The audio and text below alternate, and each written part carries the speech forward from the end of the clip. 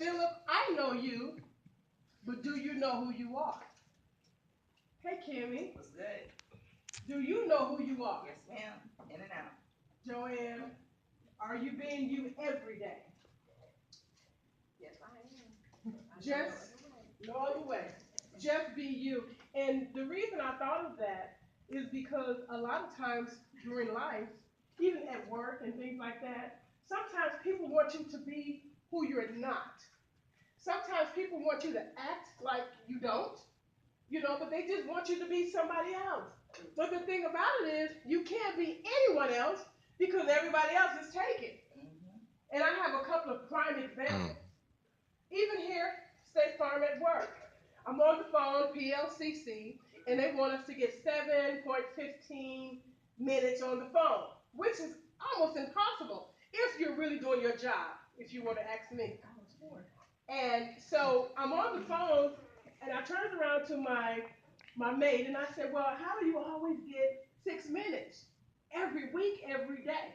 And she said, well, I listen to you on the phone, and I would suggest you cut your greeting short. And I said, I don't have a long greeting, but my greeting is welcoming. It's a great greeting. It breaks the ice in the very beginning. So I listened to her, and I said, okay, I'll try to do that. The very next phone call, the first phone call I got of that day, I cut my greeting short. Don't you know that conversation went haywire? The team member ended up telling me, you know what, I just call back later. I want to talk to somebody else. I wasn't mean, I wasn't nasty, nor was I ugly. But guess what? I wasn't being myself. I wasn't saying, good morning, thank you. How are you doing today? My bunkmate told me not to ask that question because we don't really have to. But that's who I am. And I realized when I didn't ask that question, the whole conversation went haywire. And don't you know how that made me feel? It didn't make me feel good. I had to get up and walk outside and come back in because I didn't want my entire day to go just like that because I wasn't being myself. And even when it comes to Toastmasters, I remember once I was getting ready to go and I was getting ready to go and have a speech or a contest or what have you. And I was told that I really shouldn't speak spiritual when I go to these contests because I'm going to be standing before many people and a lot of people are not spiritual. And I said, okay, because me, I'm the type of person, I will listen and I'll take it in and I'll try it. So I went to my very first contest. It took more out of me to not to say the Lord.